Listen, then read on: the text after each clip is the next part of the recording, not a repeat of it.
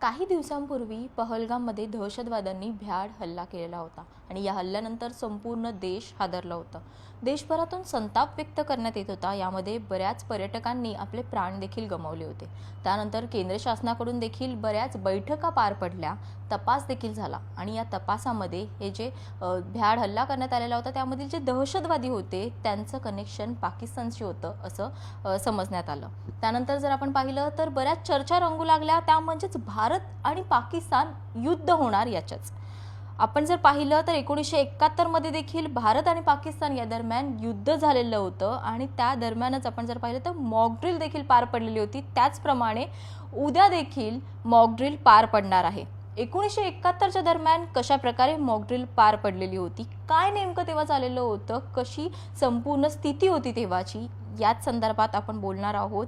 1971 मध्ये mock drill झालेलं होतं तेव्हा उपस्थित असलेले, त्यांनी अनुभव घेतलेले असे संजीव खानोलकर आपल्यासोबत आहेत आणि थेट त्यांच्याशी आपण संवाद साधणार आहोत। कशा प्रकारे ते मॉक ड्रिल होतं, काय सांगाल याबद्दल? तेव्हा ना मी 14 वर्षाचा होतो आणि म्हणजे समजण्याच्या अवस्थेत असायचो, पण युद्ध म्हणजे काय हे कधी अनुभवलेलं नव्हतं। तेव्हा आमच्या वडिलांनी आम्हाला तेव्हा समजावून सांगितलं की मॉक ड्रिल म्हणजे असं आहे की सायरन वाजणार। तो सायरन अँटोनिया डिसिल्वा या स्कूलमध्येच होता। तो सायरन वाजला की आपण सगळ्यांनी पटापट लाईट बंद करून टाकायचे। त्याच्यानंतर आपण एका ठिकाणी जमायचं, शक्यतो टेबला बिबलाच्या खाली वगैरे, अशा पद्धतीने तेव्हा त्यांनी आम्हाला इन्स्ट्रक्शन दिली होती। आणि मग त्याप्रमाणे रोज 9 वाजता एक सायरन वाजायचाच। म्हणजे त्याला युद्ध चालू असो नसो, विमानं येवो न येवो, जस्ट लोकांना अवेअर करण्यासाठी। आणि दुसरं म्हणजे मला वाटतं तो सायरन चालू आहे की नाही हे पण बघायला पाहिजे ना, नाही तर मध्येच कधी चालू होत नाही तो। म्हणजे त्या दृष्टिकोनातून तेव्हा ब्लॅकआउट आणि सायरन झाला की सगळ्यांनी एकदम काळोख, मिट्ट काळोख करायचा। ह्या दोनच गोष्टी आम्हाला सांगून ठेवल्या होत्या, बाकी इकडे तिकडे पळायचं नाही कुठे। ह्या पद्धतीने तेव्हा मला जे काय आठवतं ते। तेव्हा सायरन वाजला होता असं तुम्ही म्हणालात, उल्लेख केला त्याचा।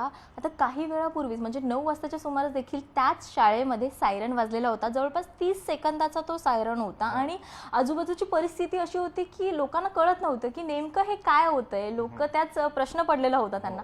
त्यावेळी जेव्हा सायरन वाजायचा तेव्हा कशी परिस्थिती असायची, लोकांमध्ये संभ्रमाचं वातावरण असायचं की नेमकं काय होतं, आणि 30 सेकंदाचा आजचा सायरन होता, तर तेव्हा जो सायरन व्हायचा तो किती काळापर्यंत असायचा? नाही, तेव्हा कसं असायचं की सायरन 30 सेकंदाचा नसायचा, जरा जास्ती वेळ चालायचा जर विमानं आजूबाजूला आली तर।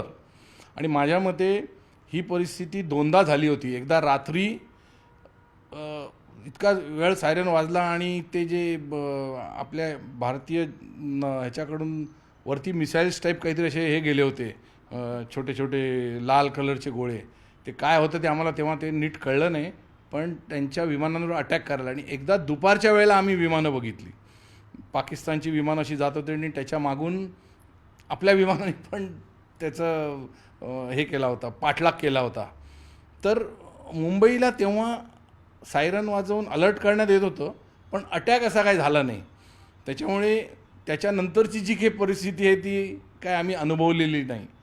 पण सायरन वाजला की लाईट बंद करायचे, मिट्ट काळोख करायचा, हे पक्क डोक्यात होतं। कारण एकच असतं की एक जरी लाईट तुमचा चालू असला शहरातला, तर वरून त्यांची जर विमानं आली तर त्यांना कळणार की इकडे कोणतरी राहत आहे। ते होऊ नये हेच त्याचं उद्दिष्ट असतं। बाकी आपण लाईट बंद करून विमानांना काही उडवू शकत नाही। विमानांना उडवायला आपली मिलिटरीच पाहिजे। आपण फक्त तेवढंच त्यांना हेल्प करू शकतो की आपलं लोकेशन पाकिस्तानच्या लोकांना कळू नये। त्याच्यासाठी मॉक ड्रिल आहे मेन म्हणजे। बाकी त्याचं दुसरं काही आपल्या हातात काही नाही आहे। तेवढं एकच काम असं आहे की आपण त्यांना असं दाखवायचं की इकडे काही शहर नाही आहे, काळोख आहे नुसता। त्याच्यासाठी ही मॉक ड्रिल आहे असं मला वाटतं। नक्कीच। विमानातून हल्ला झाल्यावरती नागरिकांनी स्वतःच्या स्वरक्षणासाठी काय करावं हे देखील मॉक ड्रिल दरम्यान सांगण्यात येणार आहे। त्यावेळी देखील विमानातून हल्ले असे तुम्ही जसं म्हणालात की होत होते, तुम्ही पाहिलेले आहेत ते सर्व गोष्टी। तर आता देखील उद्या जो मॉक ड्रिल होणार आहे त्या दरम्यान देखील तसंच होणार आहे। म्हणजे विमानातून ज्यावेळी हल्ला होईल तेव्हा नागरिकांनी कशा प्रकारे संरक्षण करावं याचे जे त्याबद्दल सांगण्यात येणार आहे। त्याबद्दल उद्यापासून सांगणार आहेत ते लोक। आता मला माहीत नाही एक्झॅक्टली विमानातून हल्ला झाल्यानंतर एक्झॅक्टली आपल्याकडे बंकर वगैरे ही गोष्ट नाही आहे। मुंबईमध्ये खरं बघायला गेलं तर. बाहेरच्या देशात जिथे सतत युद्ध होत असतात ना, तिकडे नागरिकांसाठी बंकर बनवलेले असतात आणि त्यांना सांगितलं असतं की हल्ला झाला की तुम्ही बंकरमध्ये जाऊन लपायचं. आता इकडे आता मी तर 20व्या राहतो, कुठे लपायचं हे मला अजूनही कळलेलं नाही आहे. म्हणजे मॉकड्रिलमध्ये हे सगळं खरं तर सरकारने क्लिअर केलं पाहिजे की मोठमोठ्या बिल्डिंगमध्ये राहणाऱ्या लोकांनी लाईट काढणं हे सोपं आहे, 1 सेकंदाचं काम आहे. पण लाईट काढल्यानंतर कुठे जायचं, कुठे लपायचं, कुठे थांबायचं हे सगळ्यांना नीट कळणं आवश्यक आहे. अजून मला वाटत नाही ते स्पष्टता झालेली आहे त्याच्यामध्ये. बरोबर, तुम्ही जसं म्हणालात तसं अगदीच त्याबद्दल स्पष्टता आलेली नाही आहे. कारण आता जी बैठक पार पडत आहे केंद्र शासनाकडून त्यामध्ये ती स्पष्टता येणार आहे की नागरिकांनी कशा प्रकारे स्वरक्षण करावं आणि त्या अनुषंगाने नागरिकांनी वागायला हवं असं देखील त्यांचं म्हणणं आहे. कारण स्वरक्षण हे अत्यंत महत्त्वाचं आहे आणि त्या दरम्यान त्यांच्याकडून सांगितलं जाते. आता दुसरं म्हणजेच तुम्ही त्या काळात देखील होतात, तुम्ही तेव्हा 14 वर्षाचे होतात. तुमच्या पालकांनी तेव्हा तुमची कशी काळजी घेतलेली होती? मी तुम्हाला सांगू, म्हणजे इतका आम्ही 14 वर्षाचे होतो पण एवढे घाबरलेलो असायचो की मी माझ्या वडिलांना विचारायचो की आता आपल्यावरती बॉम्ब पडला तर आपण काय करायचं, आता आपलं काय ज्योतिष असेल आपलं, असं इथपर्यंत मी माझ्या वडिलांना प्रश्न विचारला होता. म्हणजे एक घबराटीचं वातावरण असायचंच, कारण ते नवं होतं ना. आता तरी आम्ही मॅच्युअर्ड झालो आहोत, आम्ही जगातली युद्ध बघितली आहेत, काय होतं काय नाही, कित्येक दिवस युद्ध चालतात. पण तेव्हा बिलकुल काही माहीत नव्हतं, अगदी रॉ होतो आम्ही. त्याच्यामुळे तो म्हणजे कल्पना न करण्यापलीकडं होतं, घाबरून जायचो सायरन वाजला की आम्ही. मग आईवडील आम्हाला जवळ घ्यायचे आणि सांगायचे गॅलरीत थांबूया, आपण गॅलरीतून बघूया, मग कुठे काय विमानं जात आहेत का, कळतं आहे का, मिसाईल्स उडत आहेत का, काय. म्हणजे दुसरं काय करू शकत नाही आपण ना.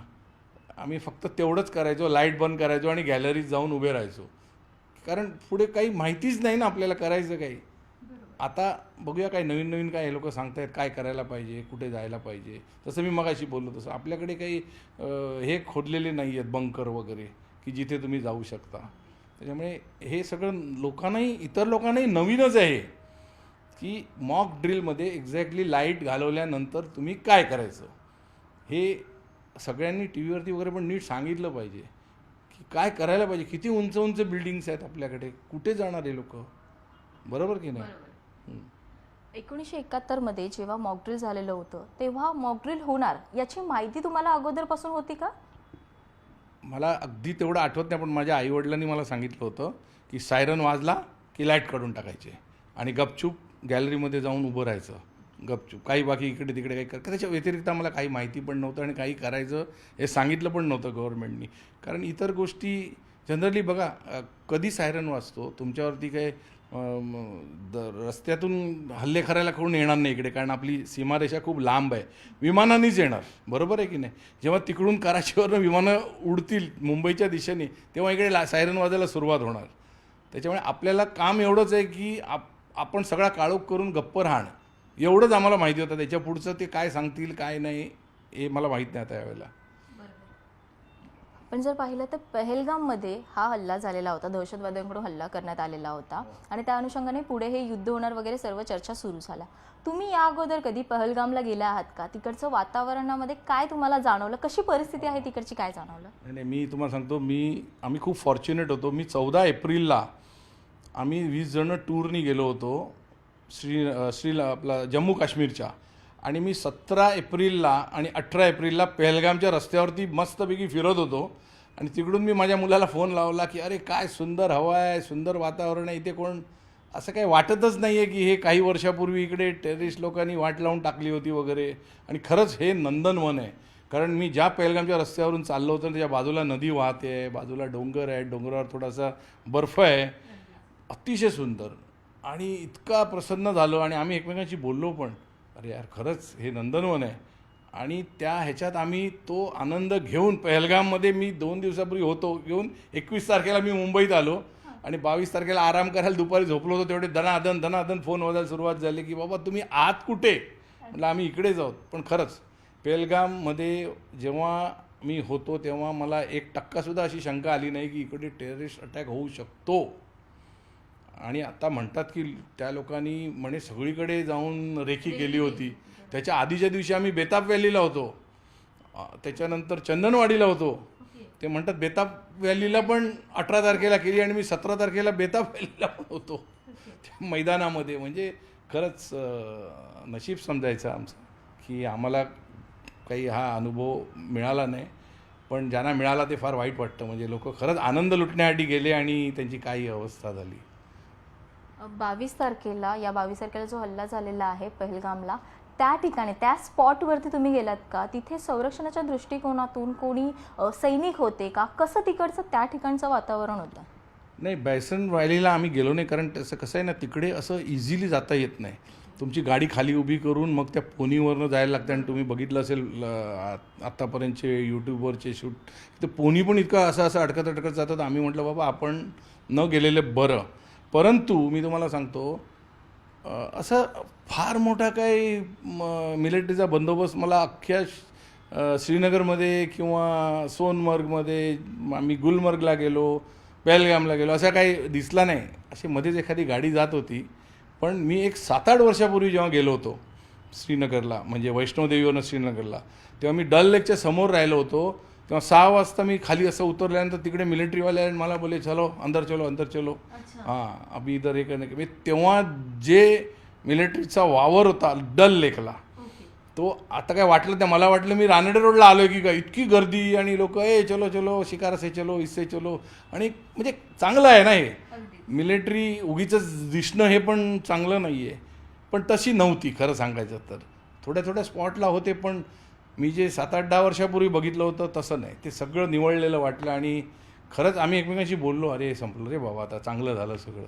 आणि हा एक चांगला स्पॉट आपल्याला भारतात मिळाला. आपल्याला कारण नसताना स्वित्झर्लंडला जायची गरज नाही, एवढं पण बोललो आम्ही. आणि इकडे आलो चांगला हा सगळा अनुभव घेऊन.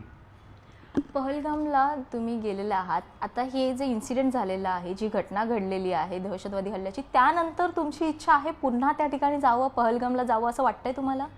नाही नाही, नक्कीच श्रीनगर काश्मीरमध्ये परत परत जाण्याची माझी पूर्ण इच्छा आहे. कारण इतकं निसर्ग आहे ना तिकडे की म्हणजे तुम्ही इमॅजिनच करू शकत नाही की देशाला मिळालेला आहे एक मोठी खाण आहे ही निसर्गाची. परत जाऊ, नक्की जाऊ. पण आता माहीत नाही सरकारतर्फे काय तिकडे पावलं उचलले आहेत, काय सिक्युरिटी आहे, हे सगळं जाणून घेतल्यानंतर जाणं योग्य ठरेल असं मला वाटतं. कारण उगीच आपलं चला चला चला म्हणून जाण्यात अर्थ नाही. कारण आता थोडंसं वातावरण गरम आहे तिकडे. ते एकदा चांगल्यापैकी निवडून देत, काय ते सरकारला त्यांना काय धडा शिकवायचं होतं एकदा पूर्णपणे शिकवून देत, आणि आपण चांगल्या मनाने मोकळ्या मनाने आपलं हे नंदनवन आहे ते उपभोगू असं मला वाटतं. जाणार नक्की आम्ही, परत जाणार. मी 5 का 6 वेळा गेलो याच्या आधी. म्हणजे मी अगदी लहान होतो तेव्हा पण, जवळजवळ एक 8-10 वर्षाचा होतो तेव्हा पण गेलेलो आहे माझ्या आईवडिलांबरोबर. राजा राणी ट्रॅव्हल्सनी तेव्हा गेलो होतो आम्ही. त्याच्यानंतर अनेक वेळा आम्ही जेव्हा वैष्णोदेवीला जायचो तेव्हा तिकडून आम्ही पुढे जायचो ह्याला पटनी टॉपला किंवा जम्मू श्रीनगरला वगैरे. परत जाऊ ना आम्ही, नक्की जाऊ. 1971 मध्ये तुम्ही एक्सपिरियन्स घेतलेला आहे, अनुभव घेतलेला आहे तेव्हाच्या मॉकड्रिल झालेलं तेव्हा. तर आत्ता ही जी नवीन पिढी आहे त्यांना काही अनुभव नाही आहे की मॉकड्रिल कशा प्रकारचं असतं, कसं लोकांनी सतर्क राहायला हवं. त्या लोकांसाठी तुम्ही काय सांगाल? नाही, सगळ्यात पहिलं म्हणजे मी काय बोललो, जनरली हे जे अटॅक होतात ना ते रात्री जे होतात ना ते अवॉइड करण्यासाठी हा ब्लॅकआउट असतो. दिवसभरामध्ये जर विमान आलं तर तुम्ही काही करू शकत नाही, तुम्हाला तुमची मिलिटरी सेव्ह करणार. तर तेवढं एक काम तर सगळ्यांनी नक्कीच करायला पाहिजे की उगीच आपलं माझं काम चाललं आहे म्हणून लाईट चालू ठेवायचा. ज्या क्षणाला तुम्हाला सायरन वाजेल त्या क्षणाला लॅपटॉप टी व्ही सगळं लाईट बंद करून गप्प राहायचं.